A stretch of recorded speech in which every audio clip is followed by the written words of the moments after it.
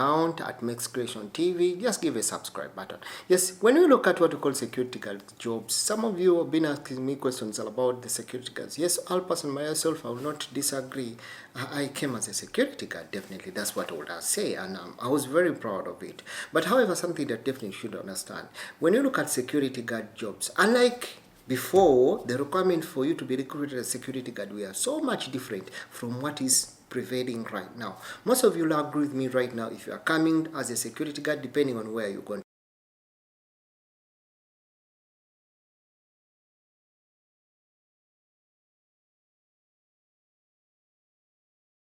follow and you go to my YouTube account at Mexcreationtv, just give a subscribe button. Yes, when we look at what we call security guard jobs, some of you have been asking me questions about the security guards. Yes, I'll personally myself, I will not disagree. I came as a security guard, definitely. That's what I would say, and I was very proud of it. But however, something that definitely should understand, when you look at security guard jobs, unlike before, the requirement for you to be recruited as a security guard were so much different from what is prevailing right now. Most of you will agree with me right now. If you are coming as a security guard, depending on where you're going to work, maybe Qatar or NA, Dubai, even Qatar, that people underestimated to be that the requirements for recruiting as a security guard may be a little bit minimal, but also Qatar now is just putting up the requirements to be a little bit higher. For example, you need to have what you call a Ministry of Interior license for you to be approved as a security guard. And most of you will agree with me, that is what normally happens, that most of you, you've gone for what you call the Ministry of Interior training for you to have a Ministry of Interior license. Remember, if you don't have a Ministry of Interior license, even if it's a company, definitely the company will be fine. That's why it's a requirement according to now. But way back days, those that come maybe 2020, 2020, in those kind of eras, you'll find that they're not so much requirements. So some countries like Dubai, you'll find that height will have to matter, and weight, and definitely such kind of things. PCDB license, they don't have to matter. However, something that I need to discuss today, someone was asking me about what we call essential skills of what we call a security guard. When you look at security guard, the essential skills are more than the normal everyday things. That definitely, as an individual, you can also know, or you definitely need to understand as an individual. For example, let's talk about observation. You should have the skill of observation. We should have a skill, communication skills. We look at physical fitness tests. Physical fitness tests is where most of you failed at. Remember, when you look at security work, most of the work is standing work, or you need to work for long hours, so you need to be physically fit, and most of you fail. You end up to miss out on what we call the medical fitnesses because you are not physically fit for that level. Then we have knowledge of security protocols. It may not be a requirement as such, but you should have some basics of what will help you to pass out. We look at crisis management. Like how do you definitely stay under pressure? Yes, most of you have seen the panic, especially if it's your first time to work as a security guard. You hear fire alarm sounds.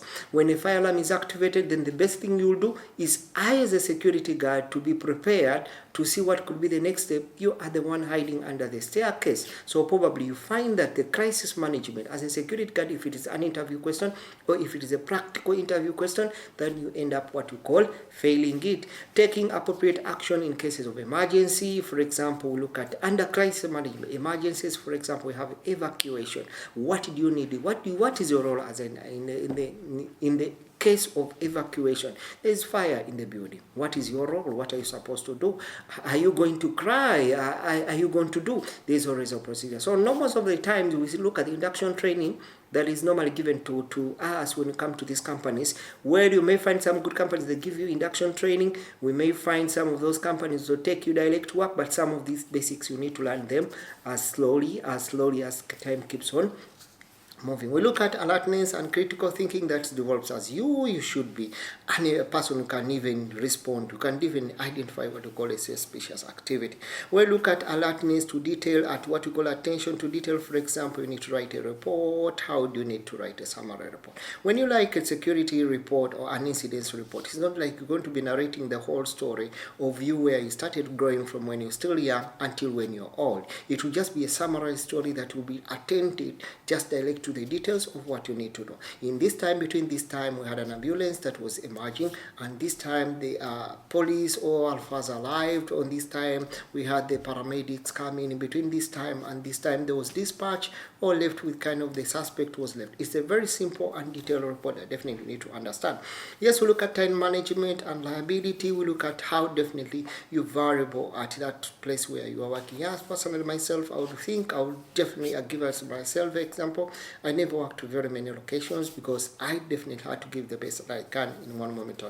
Then you have basic technical skills. Some of you will agree me, like for example, operating a CCTV camera. You find that some places you'll be given a little bit higher salary that contract because you can definitely be able to operate the CCTV. We have legal and ethical awareness. Most of you will agree me, the legal and ethical awareness, like what the law enterprises you and what you need to be under the law. So you find that those are some of the basic skills that definitely you should understand if you're planning to come as a security guard in Qatar or even what will come in Dubai, Bahrain, anyway. Yet to some Gulf countries, or now we look at the training where you need to have the license. For example, in Dubai or Emirates or Abu Dhabi, you definitely need to have a license at the PCDB license. When you come to Qatar, you need to have the Ministry of Interior license. It's a requirement. So that's the best that I can share with you. Someone who's tried to ask me.